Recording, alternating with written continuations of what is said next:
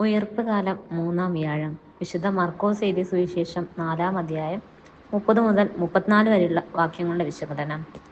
കടുകുമണിയുടെ ഉപമ. ദൈവരാജ്യത്തെക്കുറിച്ചുള്ള ഒരു ഉപമയാണിത്. ലോകത്തിന്റെ കണ്ണിൽ യാതൊരു വിലയുമില്ലാത്ത ഒരുവൻ പറഞ്ഞ ഒരു കൊച്ചു ധാന്യമണിയുടെ ഉപമ. തച്ചന്റെ മകൻ എന്ന് പറഞ്ഞ് ആക്ഷേപിച്ചവന്റെ സുവിശേഷം. സമൂഹത്തിൽ ആരും വില കൽപ്പിക്കാത്ത 12 പേരിലൂടെ ലോകം മുഴുവൻ വ്യാപിക്കേണ്ട ഒരു ദൈവരാജ്യ സങ്കല്പത്തെ ഓർമ്മിപ്പിക്കുന്ന ഉപമ.